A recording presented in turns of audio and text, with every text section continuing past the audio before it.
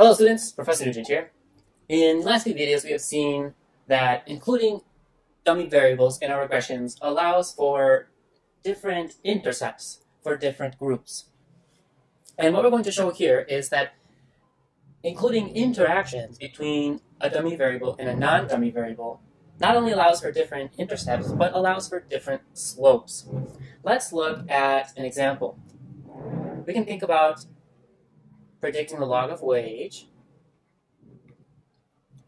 looking at wage as it relates to sex and the level of education. So we might have a regression that looks like the following. We have beta naught plus delta naught times female plus beta 1 times education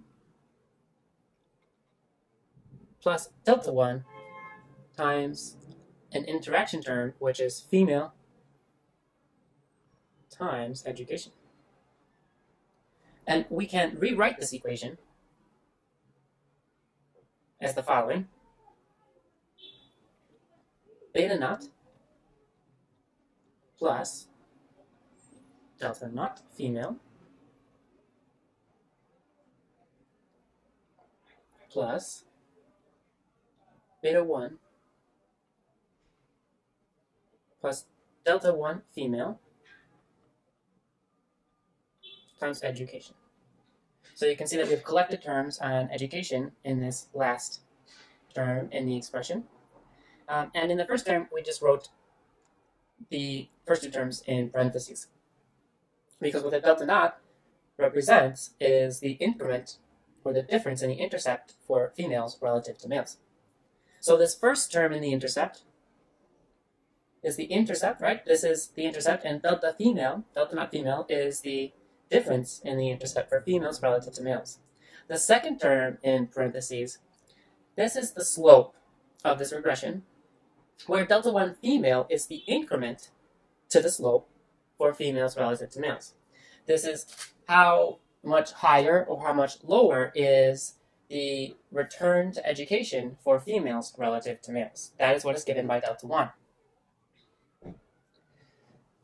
So if we have written out a regression where we have included some interaction as we have in this example, we can test for the differences between two groups. We can test whether the groups have the same intercept, whether the groups have the same slope, or whether the groups have the same regression overall. Okay, so we want to test the null hypothesis that the two populations or groups follow the same regression function. So this null hypothesis, well, let's first write it in words. Here we're thinking about two groups. The two groups are males and females. We're thinking about their sort of narrow-mindedly sex-assigned at birth. These two groups have the same regression function. Okay, this is our null hypothesis. And if we think about this in terms of parameters, this null hypothesis tests the hypothesis that delta naught is equal to 0 and delta 1 is equal to 0. These are the parameters on the dummy for female and the interaction between female and education. So if delta naught and delta 1 are equal to 0, then the regression is the same for females and males, and the return to education for females and males can be represented by beta 1 alone. So we can complete this using an f-test, right? You have two coefficients that you're testing as equal to 0, so you have two restrictions. If either one of them is different from 0, then the regression for females is different from males. Now let's look at testing whether a general model with k explanatory variables and an intercept is different generally for two groups. Okay, so we're thinking about a general model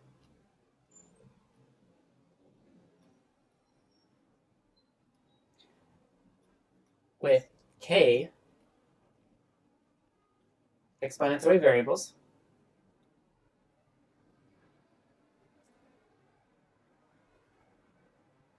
and two groups.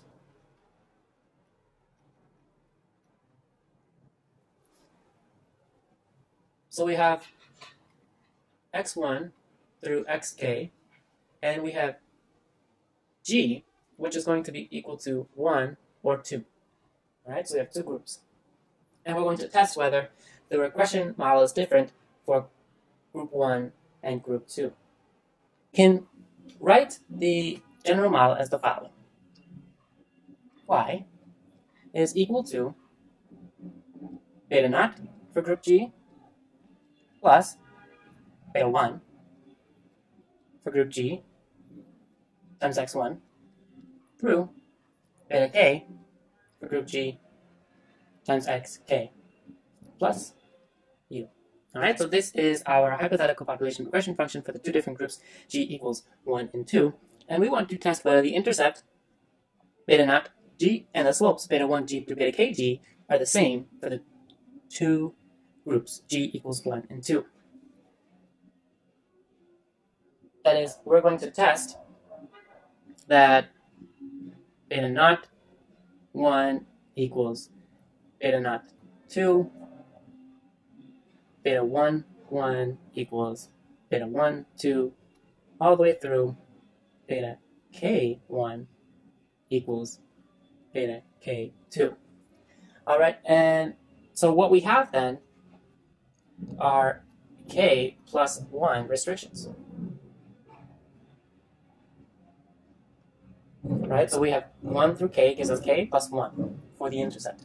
We have k plus 1 restrictions.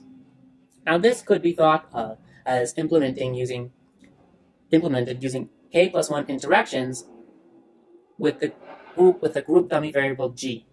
Right, so we could take a dummy variable which is equal to 1 if group equals 1 and 0 otherwise.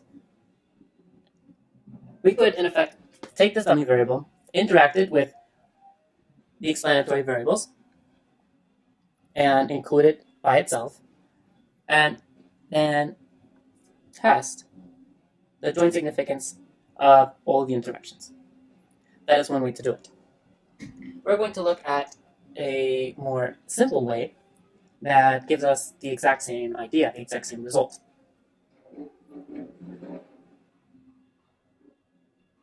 Now, note that with this method, we would have n minus 2 times k plus 1 degrees of freedom. Now we have 2 times k plus 1 because of all of the interactions. We have an interaction with each of the 1 through k. We have also included the dummy variable by itself. So that gives us 2 times k plus 1 for our degrees of freedom. Now let's talk about a more simple way than including all of these interaction terms. What we can do is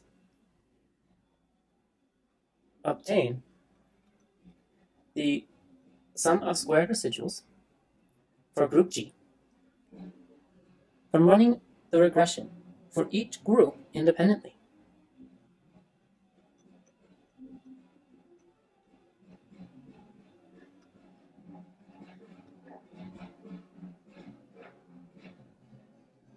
All right.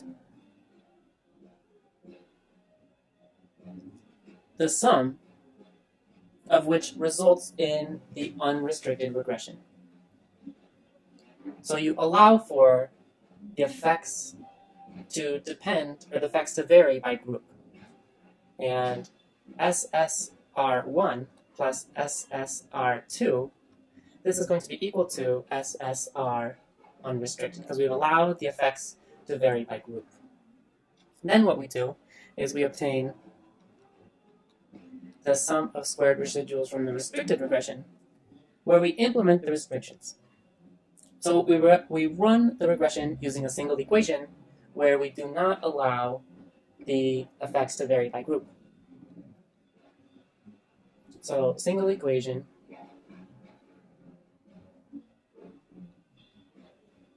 with all observations. Then we calculate an F statistic, and this is actually a chow test. The F stat is SSR from the restricted regression minus SSR from the regression run in the first group plus SSR from the regression run on the second group, right? And that gives us our sum of squared residuals for the unrestricted regression all over sum of squared residuals for the unrestricted regression, which is SSR1 plus SSR2, and this is multiplied by n minus 2 times k plus 1, right? Because we're thinking of this as analogous to an interaction with all the dummy variables and including that dummy variable by itself over k plus 1. All right, and n is our total number of observations between the two groups. So this is a chow test. This is called a chow test that implements the null hypothesis of no difference between the two regression equations. We're saying there's no difference between the two equations, between the two groups, between the two equations, okay? That's what the chow test is saying. But sometimes we want to just test for a different intercept or a different slope. And the chow test is sort of complete in its testing for the difference in everything, but we can use an F test to test just for a difference in the intercept or a difference in the slope or a subset of the intercepts and slopes. The F test can allow us to do that. And let's look at an example where, so we're looking at an example where perhaps we might have 4 regional dummies. And we want to see how wage is different in 4 different regions of the United States. We might be looking at the Northeast. Say we separate the United States in four different regions. Call them the Northeast, Southeast, Northwest, Southwest. So we'll create 4 dummies where Northeast is equal to 1 if an individual lives in the Northeast and 0 otherwise, and so on and so forth.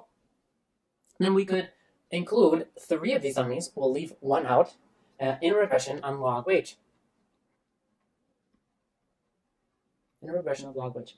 So if log wage is equal to beta naught plus delta naught female plus beta 1 education. Now let's add in our, we also have that interaction term, right? Delta 1 female times education. And now let's add in our regional dummies plus delta 2 northeast plus delta 3 southeast plus delta 4 southwest, and plus u. This is our hypothetical population regression function. And we want to test the null hypothesis that delta 2 equals delta 3 equals delta 4. So this null hypothesis equals 0. We are in the null hypothesis saying there are no regional effects, so that wage does not differ by region. All right, if we find that at least one of the dummy variables is statistically significant, and these things are jointly statistically significant, then the intercepts will be different for people in different regions. All right, so this is a way to test whether the intercepts are different. And we could implement this pretty easily using stata. Just using the test command, we would just write test northeast, southeast, northwest. All right, and if your p-value is less than 0.05, you can reject the null hypothesis in favor of the alternative that regions matter for wage.